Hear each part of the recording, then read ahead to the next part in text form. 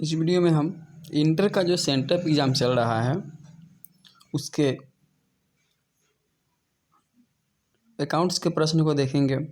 हम इसमें उसके सभी 100 प्रश्न को हल करेंगे। इसमें 1 से 100 तक प्रश्न दिए गए हैं, जिसमें कि आपको एग्ज़ाम्स में मात्र 50 प्रश्न ही हल करने होते हैं। हम इसमें उसके सभी 100 प्रश्न को देख रहे हैं। तो आइए शुरू करते हैं वीडियो को। यहाँ 1 नंबर क्वेश्चन है, निम्न में से कौन सी मद प्राप्ति एवं भुगतान खाते में जाएगी। निम्न में से कौन सी मद प्राप्ति एवं भुगतान खाते में जाएगी।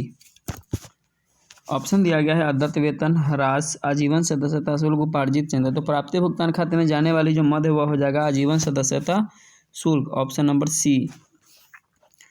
इसके बाद दूसरा क्वेश्चन है, निम्न में कौन आय नहीं है। ऑप्शन है चंदा, दान, टिकट की बिक्री और इंडोनमेंट फंड। तो इनमें से इंडोनमेंट फंड जो है वह आय नहीं है, मतलब इनकम नहीं है। इसके बाद क्वेश्चन नंबर 3, प्राप्ति एवं भुगतान खाता सारांश है। समस्त पूंजीगत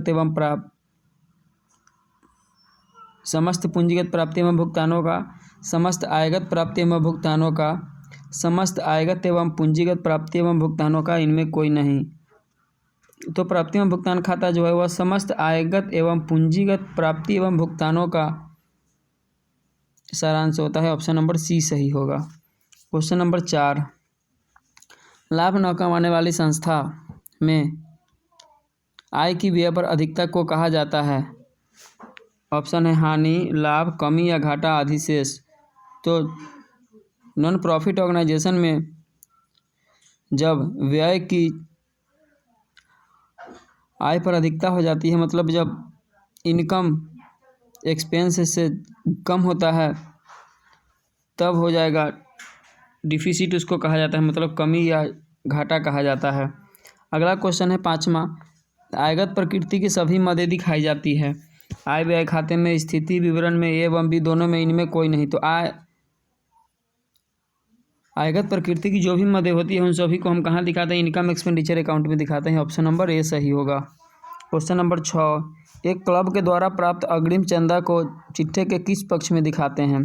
तो अग्रिम चंदा मतलब एडवांस सब्सक्रिप्शन जो प्राप्त होता है उसको कहाँ दिखाते हैं। ऑप्शन है संपत्ति पक्ष में, दायित्व पक्ष में, डेबिट पक्ष में, क्रेडिट पक्ष में। तो एडवांस में जब सब्सक्रिप्शन रिसीव होगा तो वो हमारे लिए दायित्व हो जाएगा, इसलिए उसको दायित्व पक्ष में दिखाते हैं, option number B. Question number 7, आय व व्यय खाता का शेष दर्शाता है। हतस्थ रोकर, पूंजी कोष, शुद्ध आय, व्यय पर आय की अधिकता या विलोमता। तो इसका राइट आंसर हो जाएगा ऑप्शन नंबर डी, मतलब इनकम एक्सपेंडिचर अकाउंट से एक्सेस ऑफ ओवर एक्सपेंडिचर या फिर excess of expenditure over income का पता चलता है, ऑप्शन नंबर डी सही होगा। क्वेश्चन नंबर 8, वसीयत को मानना चाहिए। दायित्व, आयगत प्राप्ति, पूंजीगत प्राप्ति, इनमें कोई नहीं। तो वसीयत को हमें पूंजीगत प्राप्ति मानना चाहिए, क्योंकि पूंजीगत प्राप्ति होता है, बार बार प्राप्त नहीं होता है। क्वेश्चन नंबर 9, आय व्यय खाता है, मतलब इनकम एक्सपेंडिचर अकाउंट, व्यक्तिगत खाता, वास्तविक खाता, नाममात्र खाता, इनमें कोई नहीं। तो आय व्यय खाता जो होता है वह एक नॉमिनल अकाउंट होता है, मतलब नाम मात्र खाता होता है, ऑप्शन नंबर सी सही होगा। क्वेश्चन नंबर 10, यदि स्पष्टतया कुछ न दिया गया हो तो प्रवेश शुल्क को माना जाता है। पूंजीगत प्राप्ति, आयगत प्राप्ति, देयता, इनमें कोई नहीं। यदि स्पष्ट कुछ नहीं दिया गया होता है तो प्रवेश शुल्क को आयगत प्राप्ति माना जाता है, ऑप्शन नंबर बी सही हो जाएगा। क्वेश्चन नंबर 11, साझेदारों की पूंजी पर देय ब्याज लिखा जाता है। ऑप्शन है लाभ हानि खाते में, वसूली खाते में, लाभ हानि नियोजन खाते में, इनमें कोई नहीं। तो साझेदारों की पूंजी पर जो देय ब्याज होता है उसको लाभ हानि नियोजन खाता में लिखा जाता है, मतलब profit and loss appropriation account में लिखते हैं। 11 का सी सही आंसर हो जाएगा। क्वेश्चन नंबर 12, परिवर्तनशील विधि के अंतर्गत साझेदारों के पूंजी खाते पर ब्याज क्रेडिट किया जाता है।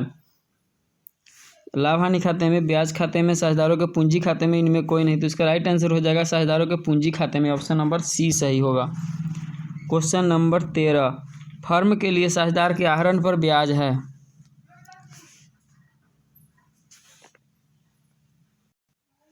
फर्म के लिए साझेदार के आहरण पर ब्याज है। ऑप्शन दिया गया है व्यय, आय, हानि या प्राप्ति। तो फर्म के लिए साझेदार के आहरण पर जो ब्याज होता है वह एक प्रकार का इनकम हो जाता है, ऑप्शन नंबर बी सही होगा। क्वेश्चन नंबर 14, किसी समझौते के अभाव में साझेदारी फर्म के लाभ एवं हानि का विभाजन किया जाता है। बराबर बराबर पूंजी के अनुपात में विभिन्न अनुपात में इनमें कोई नहीं। तो जब भी साझेदारों के बीच में किसी भी प्रकार का समझौता नहीं किया जाता है तब लाभ हानि को बराबर बराबर बांटते हैं। ऑप्शन नंबर ए सही होगा। क्वेश्चन नंबर 15, साझेदारी फर्म में लाभ हानि का विभाजन किया जाता है बराबर बराबर पूंजी के अनुपात में समझौते के अनुसार इनमें कोई नहीं। तो इस क्वेश्चन का राइट आंसर जो होगा वो होगा समझौते के अनुसार। मतलब जब समझौता नहीं रहेगा तो बराबर बराबर, और यदि डायरेक्ट पूछेगा कि ऐसे किस अनुपात में बांटते हैं तो हो जाएगा समझौते के अनुसार। ऑप्शन नंबर सी सही। क्वेश्चन नंबर 16, लाभ हानि नियोजन खाता बनाया जाता है संचय कोष बनाने के लिए, शुद्ध लाभ निकालने के लिए, विभाज्य लाभ का निर्धारण करने के लिए, इनमें कोई नहीं। तो लाभ हानि नियोजन खाता को विभाज्य लाभ का निर्धारण करने के लिए बनाते हैं। ऑप्शन नंबर सी सही होगा। क्वेश्चन नंबर 17, त्याग अनुपात है मतलब सेक्रीफाइस रेशियो। ऑप्शन है नया अनुपात घटाओ पुराना अनुपात, पुराना अनुपात घटाओ नया अनुपात, प्राप्ति अनुपात घटाओ पुराना अनुपात, पुराना अनुपात घटाओ प्राप्ति अनुपात। तो सेक्रीफाइस रेशियो जो होगा वह हो जाएगा पुराना अनुपात घटाओ नया अनुपात। मतलब पुराना अनुपात ज़्यादा होगा और नया अनुपात कम होगा तो क्या हो जाएगा, सेक्रीफाइस कर लेगा पार्टनर। तो बी सही हो जाएगा। क्वेश्चन नंबर 18, लाभ प्राप्ति अनुपात है मतलब गेनिंग रेशियो। नया अनुपात घटाओ पुराना अनुपात, पुराना अनुपात घटाओ त्याग अनुपात, नया अनुपात घटाओ त्याग अनुपात, और डी नंबर ऑप्शन है पुराना अनुपात घटाओ नया अनुपात। तो यहाँ लाभ प्राप्ति अनुपात पूछा है मतलब अब ज़्यादा मिलेगा, पहले कम मिलता होगा तो गेन करेगा। तो ऑप्शन नंबर ए सही होगा। इसके बाद क्वेश्चन नंबर 19, क्वेश्चन नंबर 19 है साझेदारी फर्म के पुनर्गठन पर अलिखित संपत्ति का लेखा करने पर होगा।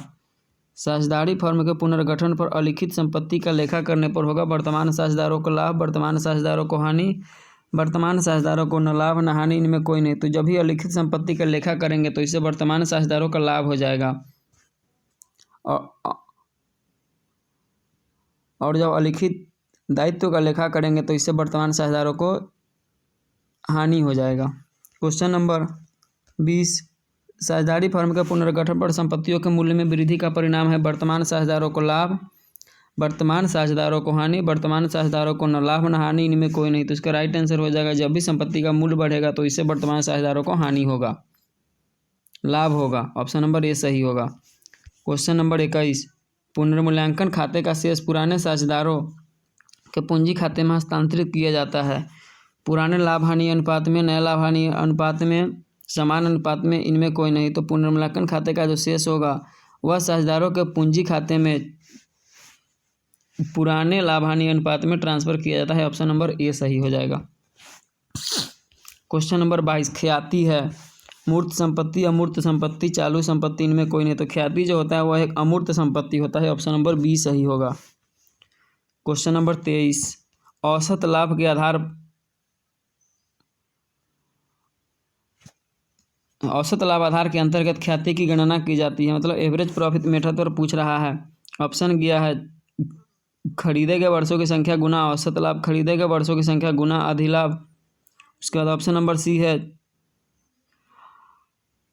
अधिलाभ भाग प्रत्याशित प्रत्याय की प्रतिशत दर, और ऑप्शन डी है इनमें कोई नहीं। तो यहाँ पर एवरेज प्रॉफिट मेथड के इससे बोला है निकालने के लिए, तो इसका राइट आंसर हो जाएगा ऑप्शन नंबर ए खरीदे गए वर्षों की संख्या इंटू औसत लाभ। क्वेश्चन नंबर 24, एक संपत्ति जो काल्पनिक कृत्रिम नहीं है परंतु अमूर्त प्रकृति के है उसका वसूली मूल्य होता है। तो इसका राइट आंसर हो जाएगा ऑप्शन नंबर डी ख्याति होता है वो।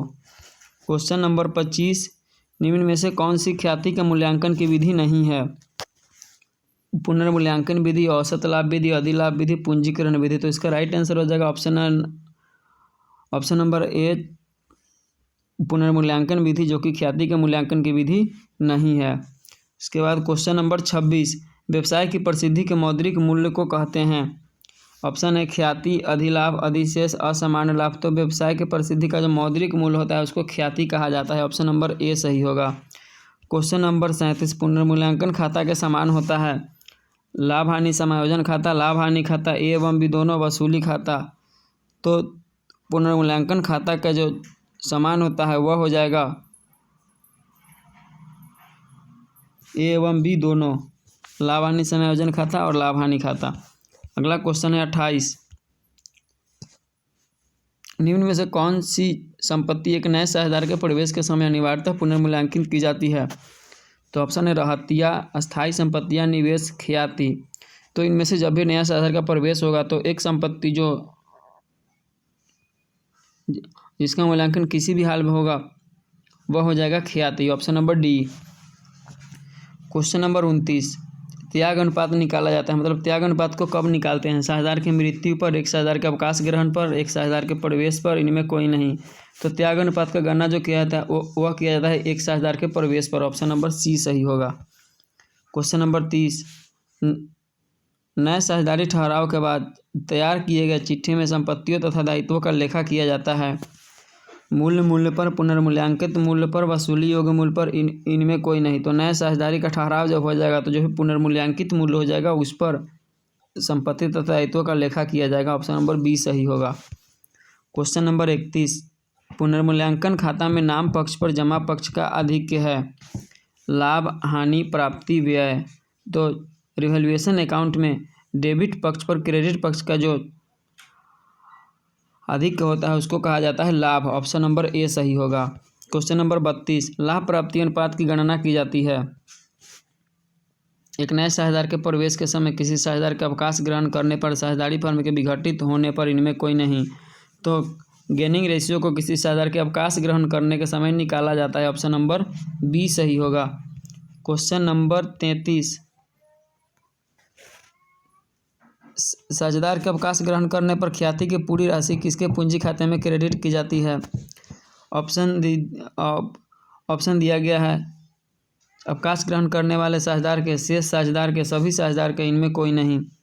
तो ख्याति की जो पूंजी की राशि होती है वह अवकाश ग्रहण करने वाले साझेदार के पूंजी खाते में क्रेडिट की जाती है। ऑप्शन नंबर ए सही होगा। क्वेश्चन नंबर 34, किसी साझेदार की सेवानिवृत्ति पर सेवानिवृत्त साझेदार के पूंजी खाते को जमा किया जाएगा। किसी साझेदार की सेवानिवृत्ति पर सेवानिवृत्त साझेदार के पूंजी खाते को जमा किया जाएगा, मतलब उसके खाते को क्रेडिट किसके साथ में किया जाएगा? उसके भाग की ख्याति के साथ में, फर्म की ख्याति के साथ में, शेष साझेदारों के भाग की ख्याति के साथ में, इन्हें कोई नहीं। तो इसका राइट आंसर हो जाएगा ऑप्शन नंबर ए, उसके भाग की ख्याति के साथ में। क्वेश्चन नंबर 35, सभी साझेदारों के संयुक्त जीवन पर ली गई बीमा पॉलिसी है।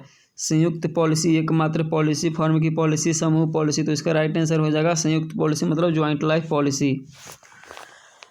इसके बाद क्वेश्चन नंबर 36, अवकाश ग्रहण करने वाले साझेदार को ख्याति दी जाती है पुराने लाभ विभाजन अनुपात में, पूंजी के अनुपात में, बराबर अनुपात में, इनमें कोई नहीं। तो इसका राइट आंसर हो जाएगा पुराने लाभ विभाजन के अनुपात में उसको ख्याति दिया जाता है। क्वेश्चन नंबर 37, बीमा पॉलिसी के समर्पित मूल्य का अर्थ उस मूल्य से है जो किसी साझेदार की मृत्यु पर प्राप्त हो, जो पॉलिसी के देय होने पर प्राप्त हो, जो पॉलिसी की देय तिथि से पूर्व प्राप्त हो सकता है, इनमें कोई नहीं। तो सरेंडर वैल्यू जो होता है किसी भी बीमा पॉलिसी का, वह जो पॉलिसी की देय तिथि से पूर्व प्राप्त हो सकता है उसी को कहा जाता है। ऑप्शन नंबर सी सही होगा। क्वेश्चन नंबर 38, किसी साझेदार के अवकाश ग्रहण करने पर सामान्य संचय की राशि को सभी साझेदारों के पूंजी खाते में हस्तांतरित किया जाता है। ऑप्शन दिया गया है नए लाभ हानि अनुपात में, पूंजी के अनुपात में, पुराने लाभ हानि अनुपात में, इनमें कोई नहीं। तो इसका जो राइट आंसर होगा वो हो जाएगा पुराने लाभ हानि अनुपात में। क्वेश्चन नंबर 39, मृत्यु की तिथि तक फर्म के लाभ में मृतक साझेदार के हिस्से की गणना की विधियाँ कौन सी है? समय के आधार पर, विक्रय के आधार पर, ए एवं बी दोनों आधार पर, इनमें कोई नहीं। तो इसका राइट आंसर हो जाएगा ऑप्शन नंबर सी, ए तथा बी दोनों के आधार पर किया जाता है। क्वेश्चन नंबर 40, एक साझेदार की मृत्यु होने पर सभी साझेदारों के लिए ली गई संयुक्त जीवन बीमा पॉलिसी के लिए फर्म बीमा कंपनी से पाती है। ऑप्शन दिया गया पॉलिसी राशि, समर्पण मूल्य, मृत साझेदार की पॉलिसी राशि, सभी साझेदारों का समर्पण मूल्य। तो इसका राइट आंसर हो जाएगा समर्पण मूल्य पाया जाता है। Option number B. Question number 41, किसी साझेदार का अवकाश ग्रहण करने अथवा मृत्यु होने पर संपत्ति और दायित्वों के मूल्य में परिवर्तन को दिखाने के लिए कौन सा खाता तैयार किया जाता है? तो इसमें परिवर्तन को दिखाने के लिए जो खाता तैयार किया जाता है उस खाते का नाम होता है पुनर्मूल्यांकन खाता, मतलब revaluation account. Question number 42, X, Y और जेड 1/2, 1/3 और 1/6 के अनुपात में लाभ का विभाजन करते हैं। जेड की मृत्यु हो जाती है, एक्स और वाई का नया अनुपात क्या हो जाएगा? तो इसमें जेड का मृत्यु हो गया है, तो हम क्या करेंगे, इसमें से जेड वाले को हटा देंगे, मतलब 1/6 हट जाएगा, तो यहाँ बच जाएगा 1/2 और 1/3। तो 1/2 और 1/3 बच गया। 2 और 3 कैल्शियम लेंगे तो आएगा 6। 6 को हम काटेंगे, 2 से ये कटेगा, 3 से, ये 3 से कटेगा 2 से, मतलब 3:2 आ जाएगा। ऑप्शन नंबर ए सही होगा। क्वेश्चन नंबर 43, फर्म के विघटन पर अलिखित संपत्ति के विक्रय से प्राप्त राशि को क्रेडिट किया जाता है। तो फर्म के विघटन पर जब अलिखित संपत्ति की विक्रय से राशि प्राप्त होती है तो उसको कहाँ क्रेडिट करेंगे, साझेदारों के पूंजी खाते में, रोकड़ खाते में, वसूली खाते में, पुनर्मूल्यांकन खाते में। तो इसका जो राइट आंसर हो जाएगा, पैसा प्राप्त होगा उसको हम दिखाएंगे वसूली खाते में। ऑप्शन नंबर सी सही होगा। क्वेश्चन नंबर 44, समापन व्ययों को वसूली खाते के किस पक्ष में लिखा जाता है। तो समापन व्यय को ऑप्शन दिया गया है दायित्व पक्ष में, संपत्ति पक्ष में, डेबिट पक्ष में, क्रेडिट पक्ष में। तो इसका राइट आंसर हो जाएगा ऑप्शन नंबर सी, यानी कि डेबिट पक्ष में लिखा जाता है।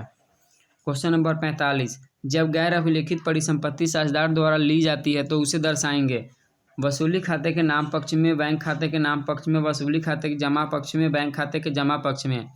जब गैर अभिलिखित संपत्ति साझेदार के द्वारा ले लिया जाएगा तो उसको हम दर्शाएंगे वसूली खाते के जमा पक्ष में, यानी कि क्रेडिट पक्ष में दिखाते हैं। ऑप्शन नंबर सी सही होगा।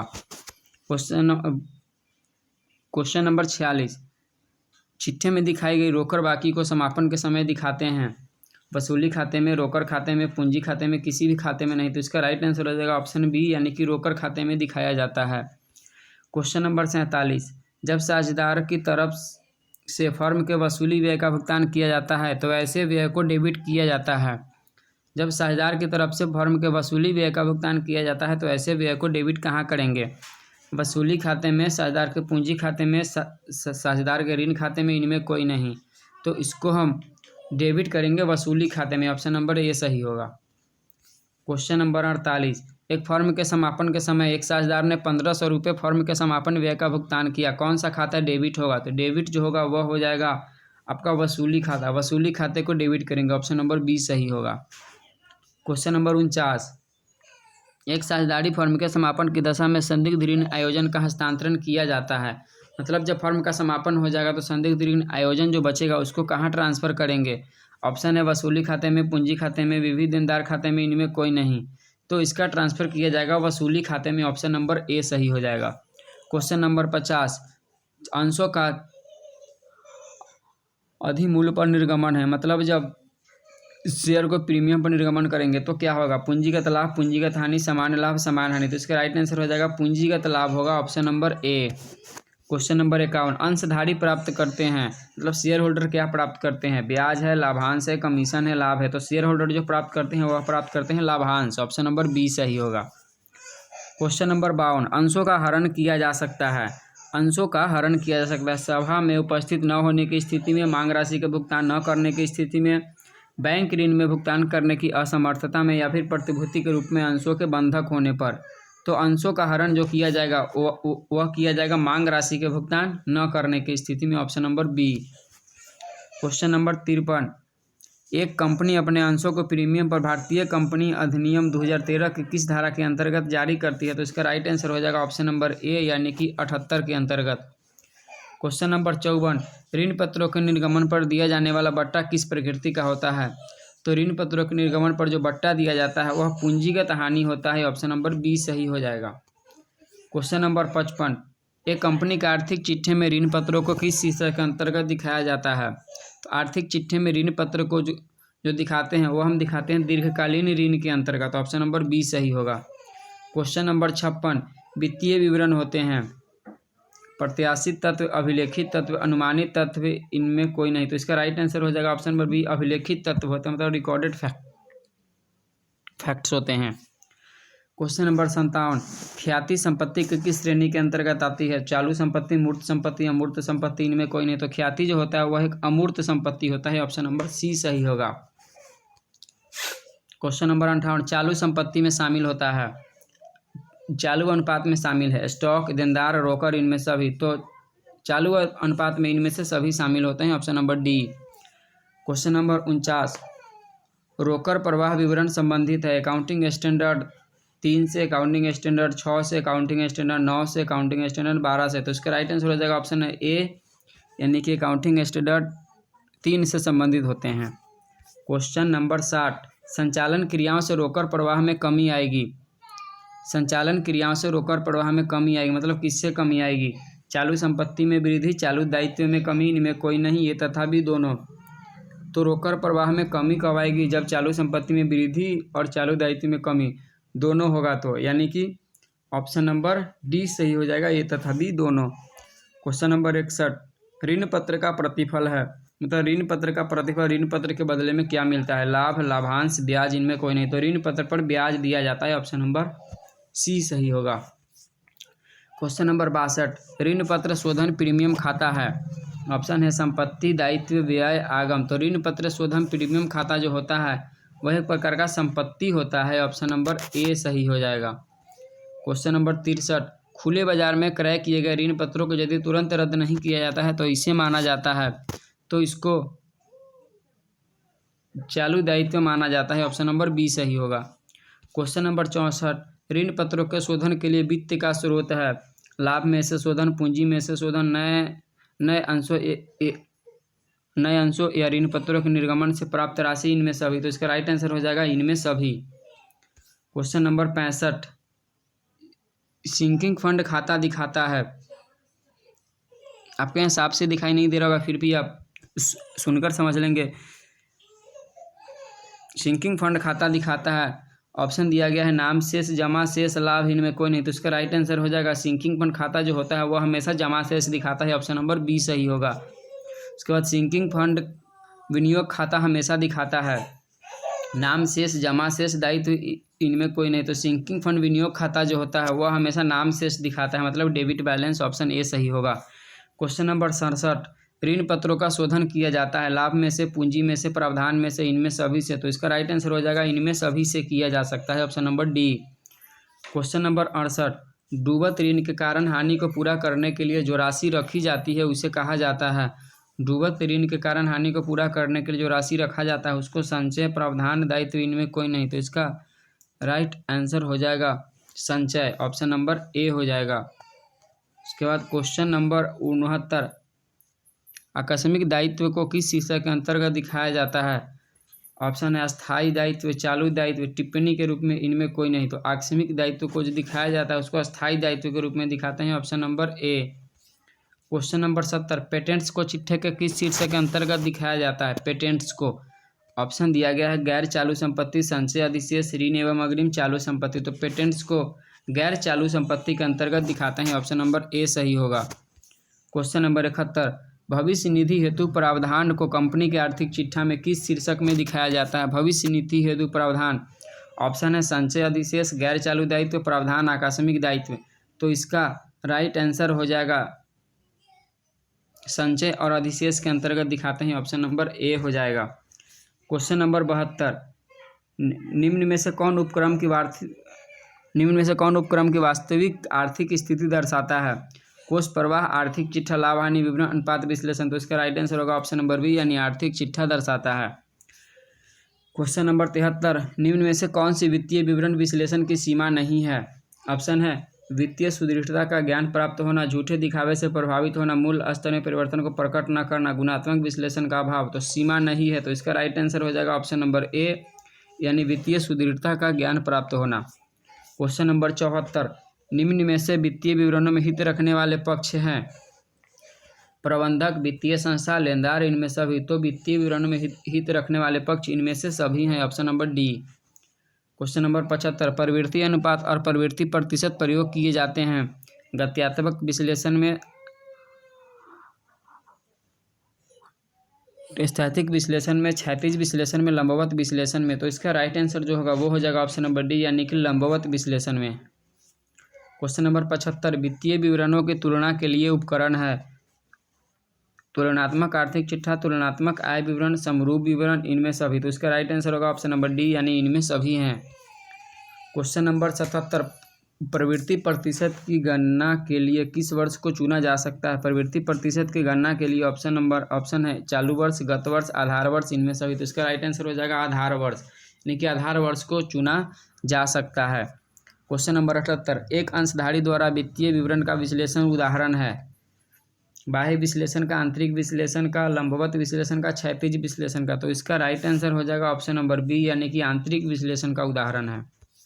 क्वेश्चन नंबर 79, समान आकार के विवरण प्रायः तैयार किए जाते हैं अनुपात के रूप में, प्रतिशत के रूप में, ए एवं बी दोनों में, इनमें कोई नहीं। तो समान आकार के जो विवरण होते हैं उसे प्रतिशत के रूप में तैयार किए जाते हैं। ऑप्शन नंबर बी सही होगा।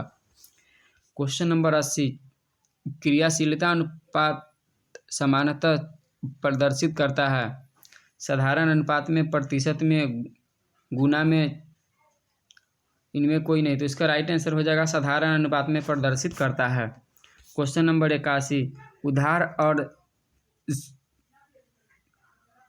उधार और संग्रह नीतियों के मूल्यांकन में उपयोगी है औसत संग्रह अवधि, चालू अनुपात, औसत संग्रह अवधि, इनमें कोई नहीं। तो इसका राइट आंसर हो जाएगा ऑप्शन नंबर सी, यानी कि औसत संग्रह अवधि।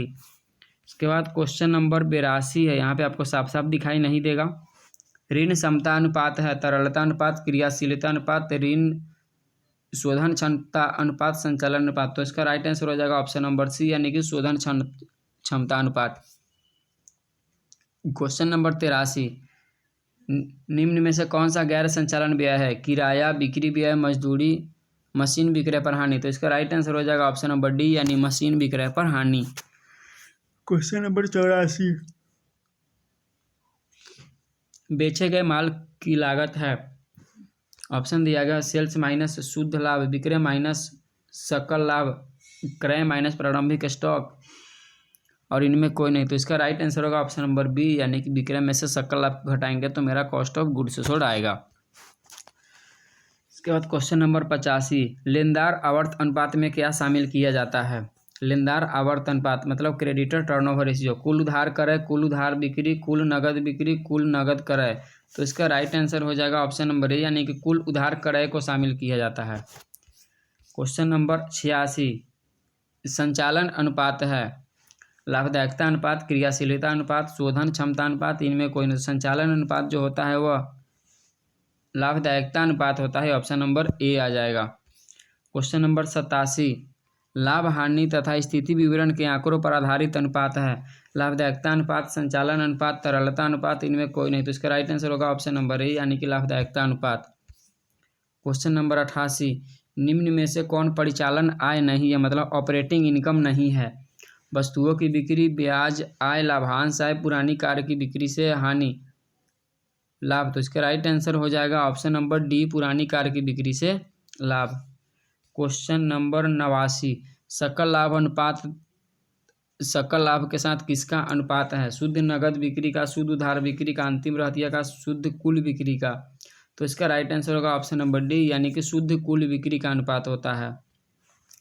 क्वेश्चन नंबर 90, लाभदायकता अनुपात को सामान्यतः व्यक्त किया जाता है साधारण अनुपात में, प्रतिशत में, गुना में, इनमें कोई नहीं। तो लाभदायकता अनुपात को हमेशा प्रतिशत में व्यक्त किया जाता है। ऑप्शन नंबर बी सही होगा। क्वेश्चन नंबर 91, संचालन क्रियाओं से रोकड़ प्रवाह ज्ञात करते समय किसे घटाया जाएगा? ऑपरेटिंग एक्टिविटीज में जब हम कैश फ्लो बनाएंगे तो किसको घटाएंगे? ऑप्शन है लेनदार में वृद्धि, देनदार में वृद्धि, देनदार में कमी, पूर्वदत्त व्यय में कमी। तो इसका राइट आंसर होगा ऑप्शन नंबर बी, यानी कि देनदार में वृद्धि होगा, उसको घटा दिया जाएगा। क्वेश्चन नंबर 92, संचालन क्रियाओं से रोकड़ प्रवाह ज्ञात करते समय जोड़ा जाएगा स्टॉक में वृद्धि, लेनदार में वृद्धि, देय विपत्र में कमी, देनदार में वृद्धि। तो इसमें लेनदार में जब वृद्धि होगा तो इसको ऑपरेटिंग एक्टिविटीज में जोड़ दिया जाता है। Option number B. Question number 93, विनियोग संबंधी क्रियाओं से रोकड़ प्रवाह का उदाहरण है नगद विक्रय, अंशों का निर्गमन, मशीनरी को क्रय करने के लिए रोकड़ भुगतान, लाभांश का भुगतान। तो विनियोग संबंधी क्रिया मतलब इन्वेस्टिंग एक्टिविटीज में मशीनरी को क्रय करने के लिए जो रोकड़ भुगतान होता है इसको शामिल किया जाता है। ऑप्शन नंबर सी सही होगा। क्वेश्चन नंबर 94, वित्त संबंधी क्रियाओं से रोकड़ प्रवाह का उदाहरण मतलब फाइनेंसिंग एक्टिविटीज का उदाहरण पूछा जा रहा है तो माल का विक्रय, विनियोग का विक्रय, अंशों के निर्गमन से रोकड़ प्राप्ति और ब्याज प्राप्त किया। तो इसका राइट आंसर क्या हो जाएगा? इसका राइट आंसर हो जाएगा ऑप्शन नंबर सी, यानी अंशों के निर्गमन से रोकड़ प्राप्तियाँ। ऑप्शन नंबर सी सही होगा। इसके बाद क्वेश्चन नंबर 95, वित्तीय उपक्रमों को छोड़कर अन्य के द्वारा ब्याज का किया गया भुगतान रोकड़ प्रवाह विवरण में दिखाया जाता है तो इसमें हो जाएगा संचालन क्रियाओं में, निवेशीय क्रियाओं में, वित्तीय क्रियाओं में इनमें कोई नहीं, तो ब्याज का भुगतान जो किया जाएगा उसको वित्तीय क्रियाओं में दिखाते हैं, ऑप्शन नंबर सी हो जाएगा। इसके बाद क्वेश्चन नंबर 96, निम्न में से कौन सा रोकर बही प्रवाह नहीं है, मतलब आउटफ्लो नहीं है, मतलब पूछा जा रहा है कि इनफ्लो है। लेनदार में वृद्धि, देनदार में वृद्धि, रहतिया में वृद्धि, पूर्वदत्त व्यय में वृद्धि, तो इसका राइट आंसर हो जाएगा ऑप्शन नंबर ए, यानी कि लेनदार में वृद्धि। क्वेश्चन नंबर हो जाएगा 97, रोकर प्रवाह विवरण में ब्याज की मद दर्शाई जाती है संचालन क्रियाओं में, विनियोग क्रियाओं में, वित्तीय क्रियाओं में, बी और सी दोनों में। तो ब्याज का जो मद होता है उसको बी और सी दोनों में दर्शाया जाता है, ऑप्शन नंबर डी सही होगा। क्वेश्चन नंबर 98, निम्न में से कौन सा रोकर अंतर प्रवाह नहीं है, मतलब कैश इनफ्लो नहीं है, मतलब आउटफ्लो पूछा जा रहा है। अस्थाई संपत्ति की बिक्री, तो ये क्या हो जाएगा, इनफ्लो हो जाएगा। अस्थाई संपत्ति का क्रय आउटफ्लो हो जाएगा। ऋण पत्रों का निर्गमन इनफ्लो हो जाएगा। माल का नगद विक्रय इनफ्लो हो जाएगा। तो यहाँ ऑप्शन नंबर बी जो है यह इनफ्लो नहीं है, मतलब आउटफ्लो है, तो ये आपका सही हो जाएगा। क्वेश्चन नंबर 99, कर्मचारियों को नगद भुगतान रोकर प्रवाह है, मतलब कर्मचारियों को जब नगद भुगतान करेंगे तो किस में जाएगा, संचालन क्रिया में, निवेशीय क्रिया में, वित्तीय क्रिया में, इनमें सभी। तो ये चला जाएगा आपका ऑप्शन नंबर ए, यानी कि संचालन क्रिया में, ये सही होगा। क्वेश्चन नंबर 100, ऋण पत्रों या पूर्वाधिकार अंशों का शोधन है। कोष का स्रोत, कोष का उपयोग, कोष का प्रवाह नहीं, रोकर का कोई प्रवाह नहीं। तो जब भी हम शोधन करेंगे ऋण पत्र या शेयर का, तो यह क्या हो जाएगा, कोष का उपयोग हो जाएगा, ऑप्शन नंबर बी सही होगा। तो ये था 100 प्रश्न इंटरमीडिएट सेंटअप एग्जाम के। इसी प्रकार के और भी प्रश्न को लिए आप इस चैनल को जरूर सब्सक्राइब करें तथा वीडियो को लाइक ज़रूर करेंगे।